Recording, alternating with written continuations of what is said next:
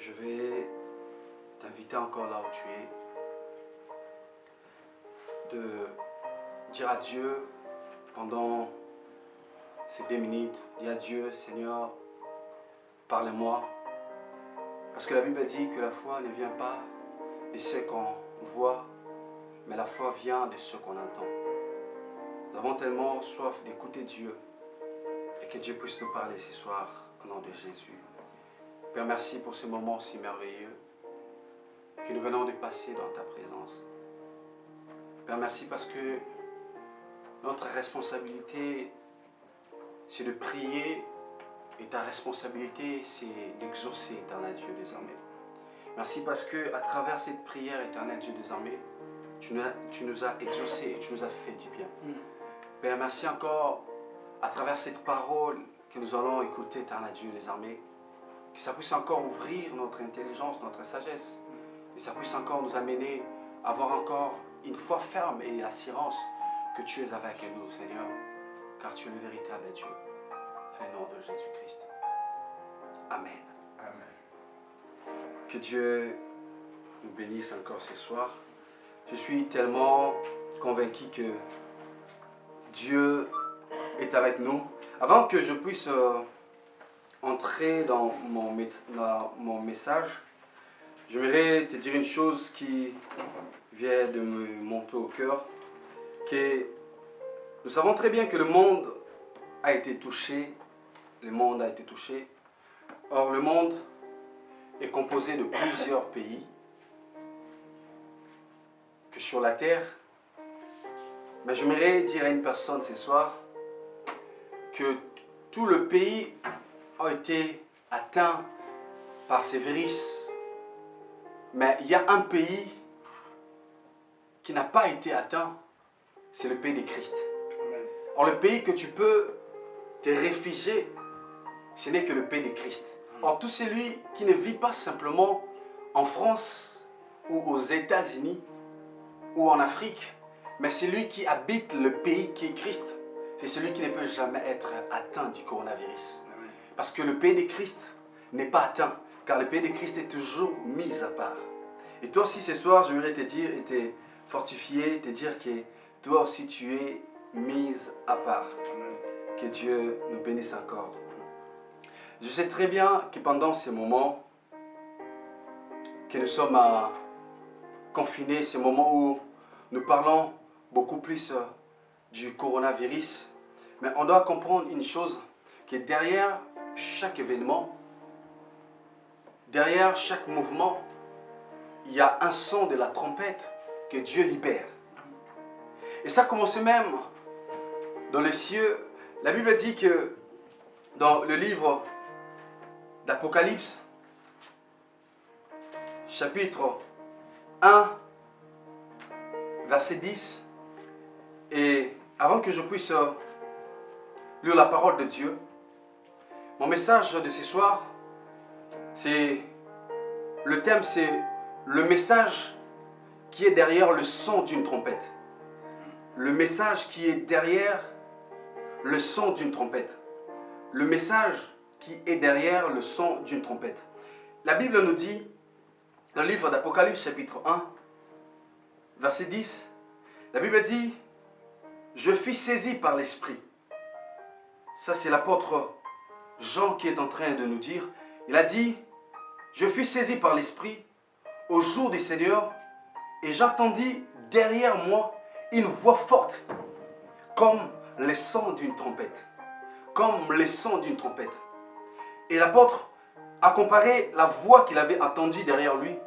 C'était comme le son d'une trompette. Écoute, c'est que la Bible dit qu'il disait la voix qui était comme le son d'une trompette était en train de parler à l'apôtre.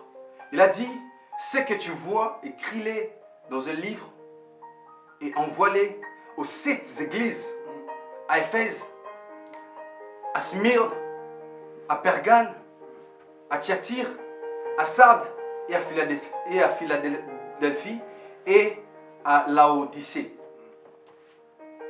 Et j'ai compris une chose à travers cette parole, que j'ai compris que s'il y avait cette église que la voix que l'apôtre avait entendue avait libéré un message qui était derrière le son de cette trompette. Ça veut dire, s'il y avait 7 églises, on pourrait aussi parler, il y avait 7 sons que Dieu avait encore libérés que pour les 7 églises. Or, derrière chaque son de la trompette est caché un message. Or, ce n'était pas simplement un son que l'apôtre était en train d'attendre, mais l'apôtre était en train d'attendre le message qui était caché derrière le son de cette trompette. Et la Bible a dit que l'Esprit de Dieu lui a dit que ce que tu es en train de voir, écris-les que sur une pierre pour partager aux 7 églises. Ça veut dire, il y avait 7 églises, il y avait 7 sons de trompette, et il y avait aussi 7 différents messages que Dieu avait livrés que sur la terre, sur son église. On doit comprendre une chose, église. Derrière chaque mouvement, il y a un son de la trompette que Dieu libère. Or, derrière ce mouvement du coronavirus, il y a eu un son de la trompette que Dieu a libéré. Que l'église doit comprendre. Car derrière ce son, il y a un message qui est caché dedans. Or, nous savons très bien que la trompette, c'est simplement un instrument qui est un instrument à vent de la famille de cuivre à son clair et éclatant. Et même si nous lisons dans la parole de Dieu, dans la parole de Dieu, nous allons voir que même en Israël, Dieu utilise aussi beaucoup plus le son d'une trompette pour passer un message à son peuple. Or, la trompette nous sert aussi pour avoir ou à capter le message que Dieu veut nous donner pendant le moment ou pendant ces mouvements qu'on est en train de passer. Et en Israël, il y avait plusieurs sons de la trompette. Il y avait aussi de différents messages qui étaient cachés derrière ce son de la trompette. Je m'aimerais citer, avant que je puisse entrer dans le profondeur de mon message ce soir, je m'aimerais citer un peu quelques différents sons de la trompette et du message qui était caché derrière ça.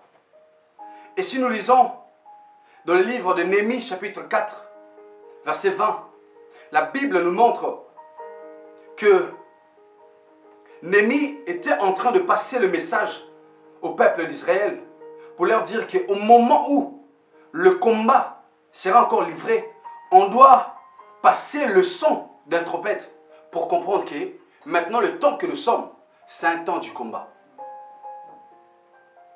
Or, le son de la trompette révélait aussi le message qui est encore du combat. Or, le son de la trompette du combat, ce n'était pas la même chose du son de la trompette de la fête. Et il y avait le son de la trompette qui derrière ça cachait et révélait le message de la fête. Si nous lisons dans le livre de Psaume chapitre 81, verset 3, et Nombre chapitre 10, verset 10,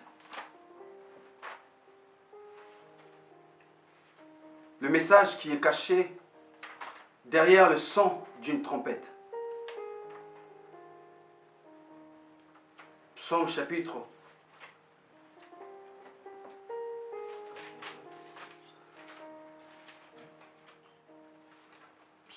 81, verset 3. Écoutez ce que la parole de Dieu nous dit. La parole de Dieu nous dit: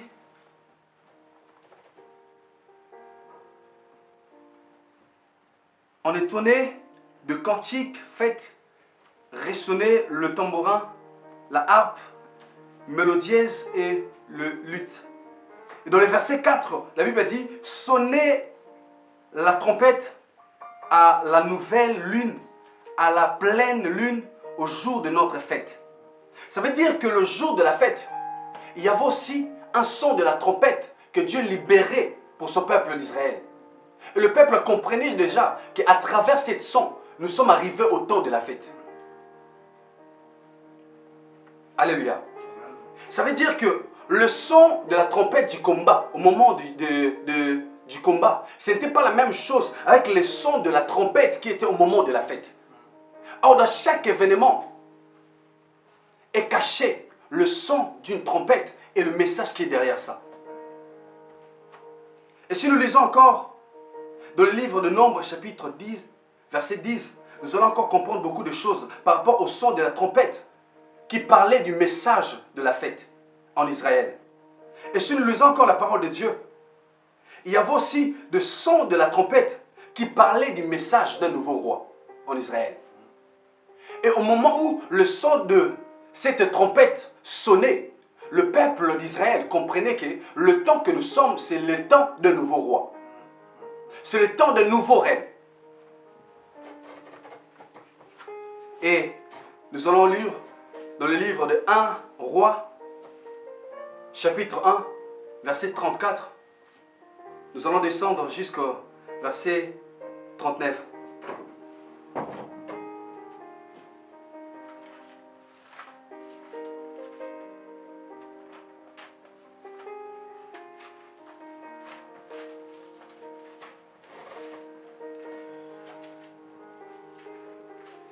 Un roi, chapitre 10.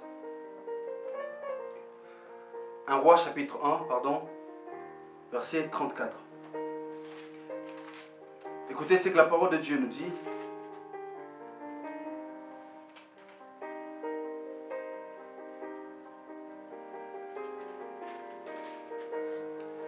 La parole de Dieu nous dit,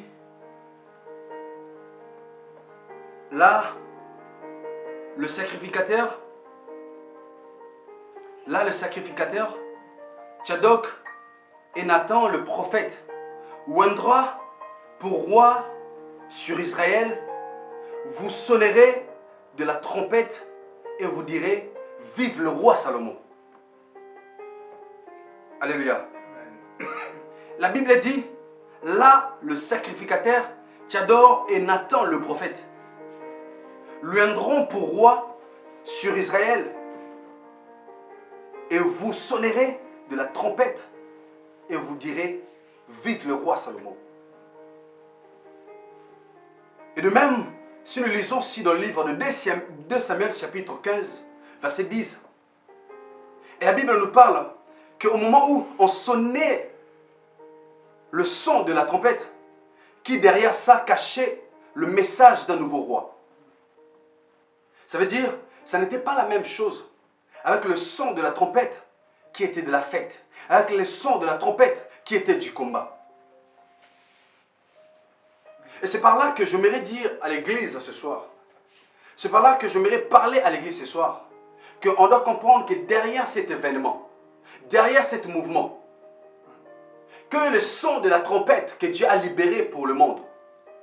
Et quel est le message qui est derrière ce son de la trompette? Car on doit comprendre une chose, que l'ère que nous sommes, ou le temps que nous sommes, on n'est pas encore dans le temps du dernier son de la trompette.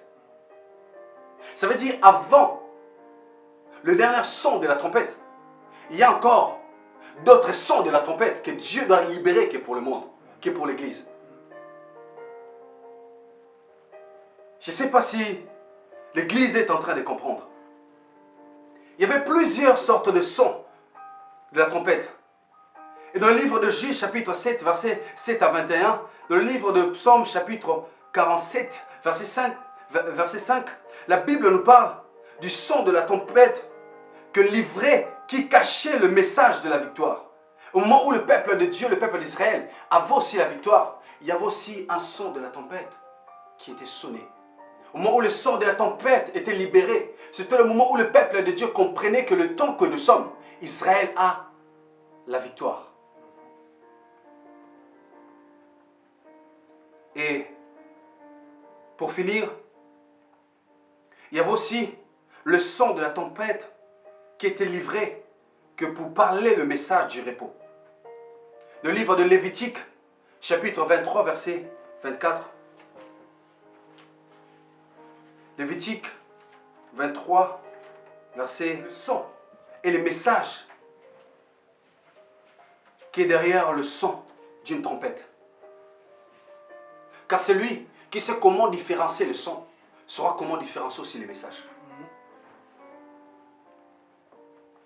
Celui qui sait comment différencier le son de la trompette saura comment différencier aussi les messages qui est derrière le son de la trompette.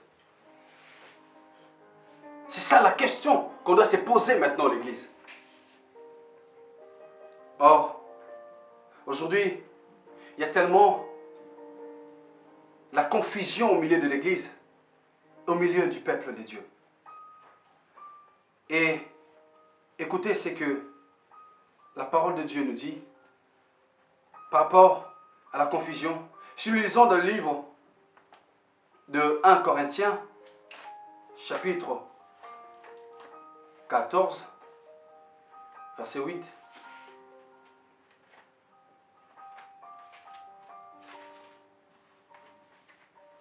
« 1 Corinthiens, chapitre 14, verset 8. La Bible dit ceci. Et si la trompette rend un son confus, qui se préparera au combat? Or, s'il y a la confusion par rapport au son de la trompette, comment l'Église peut se préparer? Comment le monde peut se préparer? Car on ne peut jamais avoir la confusion par rapport au son de la trompette. Car si on a la confusion par rapport au son de la trompette, on aura aussi la confusion par rapport au message qui est derrière le son de cette trompette.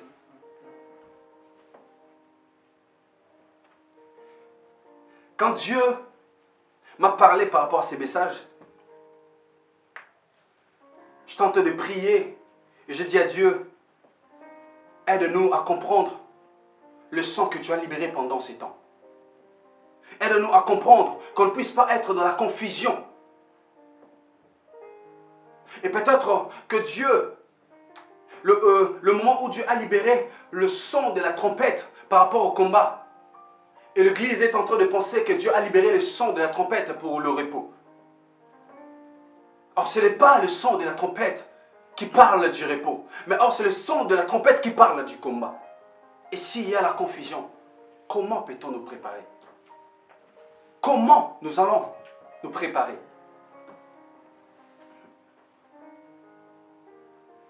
Et premièrement, par rapport à cette question qu'on vient de se poser, pour ne pas avoir la confusion, et nous allons lire dans le livre de Jérémie, chapitre 6, verset 17. Jérémie, chapitre 6, verset 17.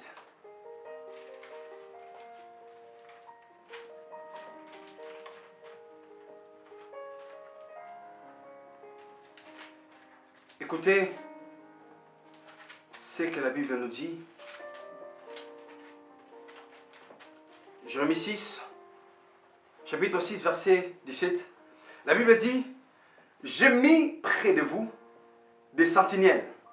Soyez attentifs au son de la trompette. » Mais, voilà maintenant là où le problème commence. Voilà maintenant là où plusieurs seront encore confondus. La Bible dit, écoutez la réponse du peuple de Dieu. Écoutez la réponse du peuple de Dieu. Mais il répondit, nous n'y serons pas attentifs.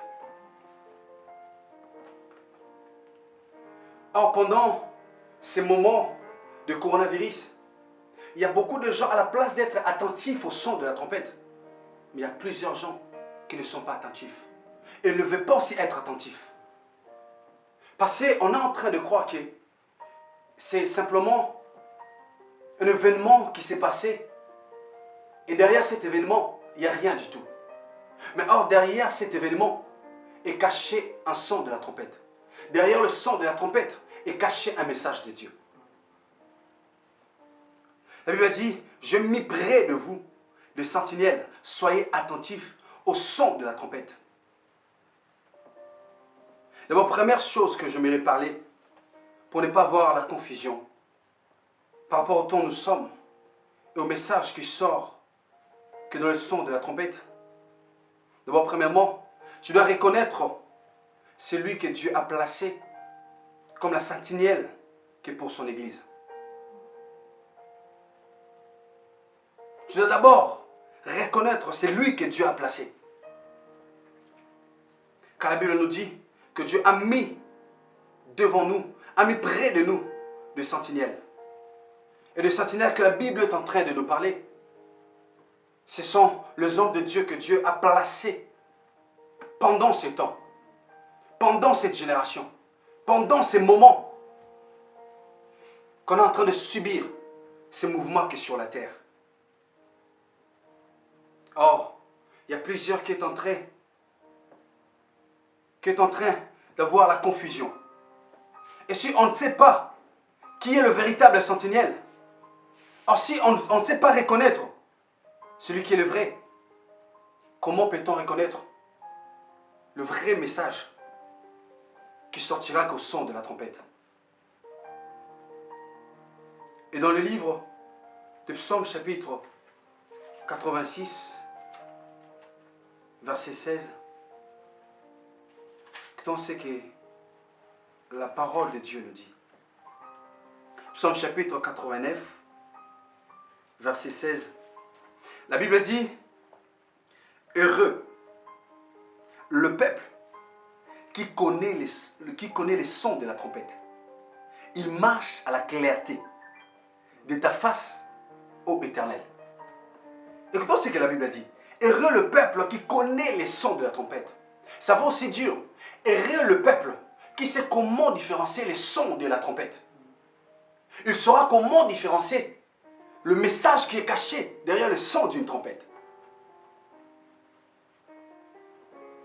Car celui qui sait comment différencier le son de la trompette saura comment marcher à la clarté. C'est ce que la parole de Dieu nous dit. Et tu dois d'abord reconnaître celui que Dieu a placé comme une sentinelle pour sonner le son de la trompette. Car aujourd'hui, il y a plusieurs qui se présentent comme des sentinelles, mais ne sont pas des sentinelles. Il y a plusieurs qui se présentent pour sonner le son de la trompette, mais Dieu ne l'a pas envoyé pour sonner le son de la trompette. C'est pour cela que celui que Dieu a envoyé sonner le son de la trompette, Dieu lui donnera aussi les messages qui va être précis et qui doit collaborer, qui doit être de pair avec le son de la trompette. Alors le moment que nous sommes, ça peut peut-être nous choquer, mais ce n'est qu'une vérité. Il y a plusieurs, au lieu de prêcher réellement le message que Dieu lui a donné, les autres commencent à prêcher. C'est que le désir du cœur de l'homme, non le désir du cœur de Dieu. Et deuxième chose, ce qu'on doit comprendre, c'est quoi? On doit avoir l'attendement spirituel et le reste spirituel. Car la Bible dit quoi? La Bible dit que la foi vient de ce qu'on entend. La foi ne vient pas de ce qu'on voit. Or, Église, aujourd'hui, nous voulons avoir une foi qui doit d'abord nous faire voir des choses avant d'abord de croire. Or, la foi aime beaucoup plus utiliser aussi des oreilles. Car celui qui doit attendre doit aussi ouvrir ses oreilles, doit avoir l'attendement spirituel. L'Église, nous sommes à un moment que l'Église doit avoir l'attendement spirituel pour écouter les sons de la trompette que Dieu a libérés pendant ces moments. Celui qui n'écoute pas les sons de la trompette n'écoutera pas aussi le message qui est caché derrière le son de la trompette. Église, pourquoi nous avons tellement bouché nos oreilles pour ne pas écouter les sons de la trompette? Et troisième chose que je voudrais dire, comme la Bible dit dans le livre de Jérémie, on doit être attentif. Église, on doit être attentif pour bien capter le son de la trompette et pour aussi bien capter le message qui est derrière le son de la trompette. Et j'aimerais encore rajouter quelque chose. L'Église doit avoir le discernement. On doit savoir discerner le son de la trompette pour savoir comment discerner le message qui est caché derrière ça. On doit demander à Dieu pendant ce moment que nous puissions voir l'esprit de la discernement.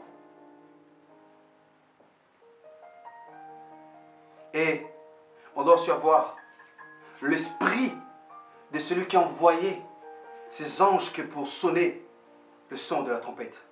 On doit avoir l'esprit de Dieu. Église, le temps que nous sommes un temps de l'esprit. Car Dieu a libéré ses serviteurs, qui sont des anges que Dieu a placés dans son église, pour sonner le son de la trompette. Et où est passé l'esprit? Où est l'esprit pendant ces temps de l'église? Où est le Saint-Esprit pendant ces temps de l'église? Le Saint-Esprit n'est pas la personne qu'on doit mettre à côté, mais l'Esprit de Dieu est la personne qui doit se retrouver dans l'église, non à côté de l'église. Car celui qui pourrait être capable d'écouter le son de la trompette est celui qui a l'Esprit de Dieu. Et on doit demander à Dieu, Église, le renouvellement de l'intelligence et de la sagesse pour bien écouter le son de la trompette. Le message qui est caché derrière le son d'une trompette. Et je vais maintenant parler ce soir à une personne pour bien comprendre rapidement le son que Dieu a libéré et le message qui est derrière ça. Premièrement, on doit d'abord comprendre une chose, Église, que le coronavirus n'est pas passé en vain. Le coronavirus ne se retrouve pas sur la terre qu'en vain. C'est parce qu'il y a quelque chose qui a provoqué cela. Et Dieu avait déjà libéré un son de la trompette et un message qui était caché derrière ça. Est-ce que l'Église, on sait réellement ces messages-là? Est-ce qu'on sait réellement le son de cette trompette? J'aimerais te révéler quelques messages encore ce soir. Et ce son de la trompette libère encore un message pendant ce temps que nous sommes, à l'heure que nous sommes, libère un message de la repentance, de l'avertissement et de la conversion. Dans le livre de Ézéchiel, chapitre 33, versets 1 à 7. Écoutez ce que la Bible nous dit. On est en train de se poser beaucoup de questions. Et quel est le message que Dieu a libéré derrière ces sons de la trompette? Dieu a libéré le message de la repentance, de l'avertissement, de la conversion. Église, on doit se repentir. La Bible a dit, dans le livre d'Ézéchiel, chapitre 33, verset 1 à 7, la Bible a dit, « La parole de l'Éternel me fit adresser en ces mots, Fils de l'homme, parle aux enfants de ton peuple et dis-leur, lorsque je fais venir le paix sur un pays et que le peuple du pays prend dans son sein un homme et établi comme sentinelle, si cet homme voit venir le paix, avertis le peuple. Avertis le peuple. Et ce son de la trompette fait sortir un message d'avertissement. Le serviteur de Dieu, on doit avertir l'Église. On doit avertir le monde. Nous sommes un temps d'avertissement. Or, qui se lève pour avertir l'Église? Qui se lève pour avertir le monde? Et la Bible dit, et que le paix vienne le surprendre, son sang sera sur sa tête. il entendit le son de la trompette et il ne s'est pas laissé avertir. Son sang sera sur lui s'il se laisse avertir. Il sauvera son âme si les sentinelles voient venir le paix et ne sonnent pas de la trompette. Si le peuple n'est pas averti et que le paix vienne enlever quelqu'un la vie, celui-ci périra à cause de son iniquité, mais je redemanderai son sang à la sentinelle. Tu as dit, je redemanderai son sang à la sentinelle. Or, c'est notre responsabilité, serviteur de Dieu. C'est notre responsabilité d'avertir le peuple de Dieu. D'avertir le peuple de Dieu. On n'est pas là simplement que pour parler du fait. Mais on est aussi là pour parler du message qui est caché derrière le fait. On doit parler et avertir l'église. On doit parler que la terre puisse encore se repentir. J'aimerais dire à une personne, j'aimerais dire à un chrétien ou une chrétienne, si tu vivais une vie qui ne glorifiait pas Dieu, c'est le temps de se repentir et de se retourner à Christ. Et ce son de la trompette nous parle aussi un message qui est très important, que l'Église doit se cacher mais pendant un temps. J'ai tellement aimé ces passages bibliques, ces versets. Écoute ce que la Bible a dit dans le livre d'Ésaïe, chapitre 26, verset 20. J'ai tellement aimé ces passages bibliques. Ça m'a tellement assuré, ça m'a tellement fortifié.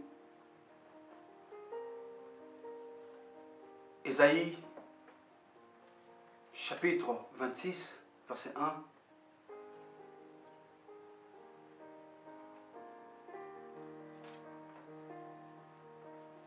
La Bible dit, en ces jours-là, on chantera ces cantiques dans le pays de Juda. Et nous allons dans une ville forte. Et nous donne le salut pour miraille et pour repart. Ouvre le porte, laisse entrer les nations, justes et fidèles. Ouvre le porte et fais entrer les nations et fidèles.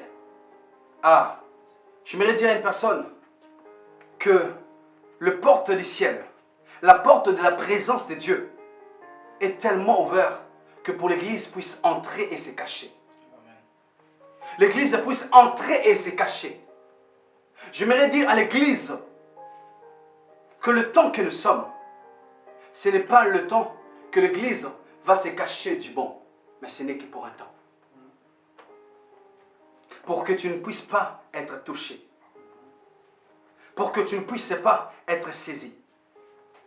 Pour que tu ne puisses pas être atteint de ces virus. Écoutez maintenant le pourquoi Dieu nous a cachés. Et il a ouvert que ses portes pour cacher l'Église. Et le pourquoi Dieu a ouvert que ses portes. Maintenant nous allons lire dans le verset 20. La Bible dit, va mon peuple, entre dans ta chambre et ferme la porte derrière toi. Cache-toi pour quelques instants. Ah. J'aime Dieu. Pendant ces moments, les hommes croyaient que le mot confinement se retrouve que dans le dictionnaire pour dire qu'on doit se confiner pour se cacher. Or que ces mots existaient déjà avant même le dictionnaire puisse exister. Église, Dieu t'a caché non pour du bon, mais Dieu t'a caché pour un moment. Pour attendre que la colère puisse passer. Ce n'est que pour un moment.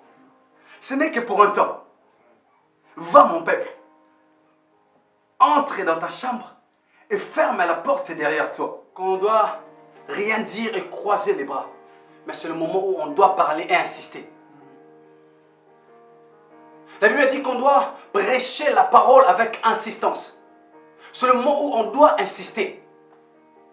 On doit parler au monde, aux hommes sages de ce monde, d'abandonner leur sagesse pour s'attacher à la sagesse de Dieu et de quitter le péché. Et le moment que nous sommes, je mérite dire à une personne, c'est le moment où que le brebis perdu du bergerie de Christ doit encore retourner à la bergerie. Ce son de la trompette nous parle aussi du message du retour de brebis qui étaient égarés, qui s'étaient égarés de la bergerie. Le moment est venu que tu dois rentrer à la bergerie du Christ. Et c'est dans le livre de Jean chapitre 10, versets 11 à 14. Ce n'est que Christ qui est le bon berger.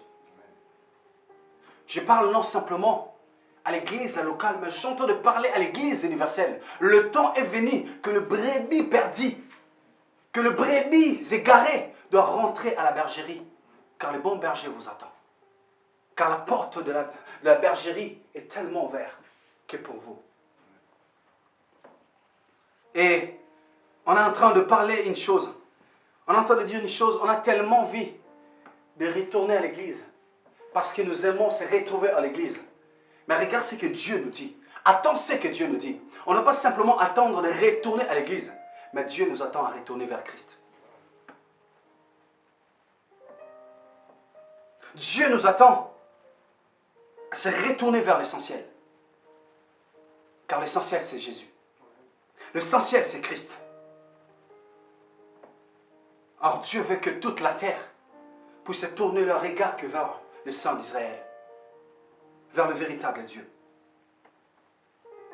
Et ce son de la trompette cache aussi le message que je mérite de révéler ce soir, que toute la terre puisse prendre qu'un seul chemin, qui est Christ. Car la Bible dit, le livre de Jean, chapitre 14, verset 6, il a dit que je suis le chemin. Le temps est arrivé que toute la terre doit prendre qu'un seul chemin, qui est Christ. Car la Bible dit, il a dit, nul ne peut passer et voir le Père sans passer par moi. Il est le seul chemin que le monde en a besoin pour voir le Père. Prenons qu'un seul chemin. Et je finirai encore mon message ce soir pour te dire une chose très importante. Monde et la terre. Je vais te dire que le temps est venu que tu dois céder ton cœur à Jésus. Je finirai mon message pour dire une chose. Que le temps est arrivé. Si tu es réellement touché par ces messages, par rapport au son du trompette que Dieu a libéré, et par rapport au message qui est derrière ce son de la trompette, Dieu te dit ce soir, donne ton cœur à Jésus. Donne ton cœur à Jésus.